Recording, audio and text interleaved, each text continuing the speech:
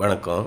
இந்த வீடியோவில் நீங்கள் பார்க்குறது மதுக்கூர் அப்துல் ரசாக் சார் அவங்க வீட்டில் ஒரு 3 கிலோவாட்டு ஆன் கிரிட் ஹைப்ரிட் பண்ணி கொடுத்துருக்கோம். அதாவது ஆன் கிரிட் இன்வெர்ட்டர்லேயே பேட்ரி கனெக்ட் பண்ணுற மாதிரி ஒரு சிஸ்டம். இவங்க வீட்டில் பார்த்திங்கன்னா யூசேஜ் ரொம்ப கம்மியாக தான் இருக்குது. சார் வெளிநாட்டில் வேலை பார்க்குறாங்க. அப்போது எங்களுக்கு அவங்க வரும்போது மட்டும் அதிகமான பயன்பாடு இருக்குது, மற்ற நேரங்களில் குறைவாக தான் இருக்குது. அந்த மாதிரியான ஒரு சிஸ்டம். அதேமாதிரி ஹைட்டும் ரொம்ப அதிகமாக போட வேண்டாம், இந்த பகுதிகளில் காற்று அதிகமாக இருக்கும், அதனால் எங்களுக்கு கொஞ்சம் கம்மியான உயரத்தில் போட்டு கொடுத்துருங்க அப்படின்னு சொல்லிட்டாங்க. அதுக்கு தகுந்த மாதிரி பண்ணி கொடுத்துருக்கோம். அதே மாதிரி இவங்களுடைய தேவை என்ன அப்படின்னா, சிங்கிள் ஃபேஸ் கனெக்ஷன் தான் இங்கே இருக்குது. அப்போ நாங்கள் சொன்னோம் 3 கிலோவாட்டு ஆன் கிரிட் ஹைப்ரிட் இன்வெர்ட்டரும் ஒரு 5 கிலோவாட் பேட்ரி, அதாவது நார்மலாகவே இந்த வீட்டுக்கு போடக்கூடிய ஹைப்ரிட் இன்வெர்ட்டரில் குறைஞ்சது ஒரு பேட்ரி கனெக்ட் பண்ணணும். அதிகபட்சமாக 8 பேட்ரி வரைக்கும் நீங்கள் கனெக்ட் பண்ணலாம். எவ்வளோ நீங்கள் யூனிட்டு சேவ் பண்ணி வைக்கணுமோ அதுக்கு தகுந்த மாதிரி நம்ம டிசைன் பண்ணலாம். ஒரு பேட்ரி அப்படிங்கிறது 5000 வாட்ஸ் அதில் ஸ்டோர் பண்ணலாம். அதாவது 5 யூனிட் ஸ்டோர் பண்ணலாம். அதனால் அதை 5 கிலோவாட் பேட்ரின்னு சொல்லுவோம். இங்கே நம்ம 3.6 கிலோவாட்டு ஆன் கிரிட் ஹைப்ரிட் இன்வெர்ட்டரும் ஒரு 5 கிலோவாட்டு பேட்டரியும் கனெக்ட் பண்ணலாம் அப்படின்னு நம்ம பேசும்போது அவங்க சொன்னாங்க, அப்போது நீங்கள் இன்வெர்ட்டரையும் 5 கிலோவாட் இன்வெர்ட்டராகவே போட்டுருங்க அப்படின்னு சொன்னாங்க. இங்கே ஏற்கனவே சிங்கிள் ஃபேஸ் இருக்குது, 3 கிலோவாட் இருக்குது. அதை நம்ம 5 கிலோவாட்டாக நம்ம இன்க்ரீஸ் பண்ணும்போது நம்ம வீட்டு வயரிங்கை 3 ஃபேஸ் வயரிங்காக மாற்றணும். வீட்டிலிருந்து 3 ஃபேஸு ஒரு நியூட்ரல் இதை கொண்டு போய் இழுத்து நம்ம இபியில் கட்டணும். அதே மாதிரி 3 கிலோவாட்லேருந்து 5 கிலோவாட்டை நம்ம மாற்றும்போது 3 ஃபேஸ் கனெக்ஷனுக்கு ஒரு கிலோவாட்டுக்கு 3800 நீங்கள் பணம் கட்டணும். அந்த ப்ராசஸ்லாம் பார்த்திங்கன்னா ஒரு டிடிஎஸான ப்ராசஸ். நமக்கு தேவையாக இருக்குது அப்படின்னா நீங்கள் தாராளமாக அதை மாற்றலாம். ஆனால் நம்ம ஒரு கொஞ்சம் போல் தான் தேவை இருக்குது, நமக்கு 5 கிலோவாட் போகிறது அவசியமா அப்படின்னு ஒன்றுக்கு பல முறை யோசனை பண்ணிக்கோங்க. அப்போ இவங்களுக்கு நம்ம பார்க்கும்போது 4 கிலோவாட் வரைக்கும் சிங்கிள் ஃபேஸ் போட்டுக்கலாம். அதுதான் டிஎன்இஆர்சி ரெகுலேஷன் ரூல்ஸ் சொல்லுது.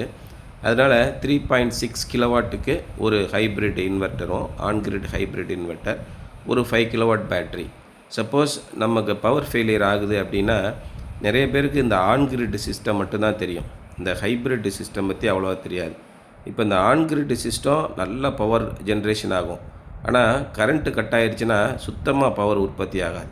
வெயில் நல்லா இருந்தால் கூட நம்ம வீட்டில் ஒரு ஃபேனு கூட ஓடாது. இப்போ அதுக்குன்னு தனியாக நம்ம யூபிஎஸ் பேட்ரி வாங்கணும். அப்படி வாங்கும்போது ஃபேனு, லைட்டு, டிவி இந்த மாதிரி தான் அதில் ஓடும்.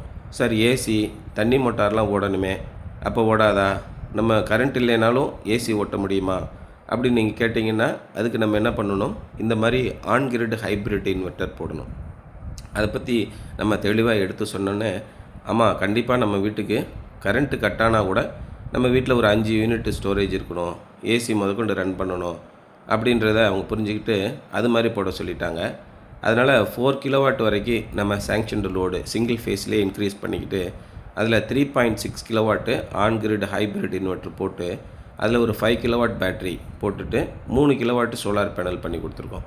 இந்த மாதிரி பண்ணும்போது ரொம்ப சக்ஸஸ்ஃபுல்லாக இருக்கும். சரி, நம்ம பேங்க் லோன் மூவ் பண்ணலாம் அப்படின்னா நார்மலாகவே பேங்க் லோனோட ப்ராசஸ் குறைஞ்சது 10லேருந்து 15 நாள் ஆகுது.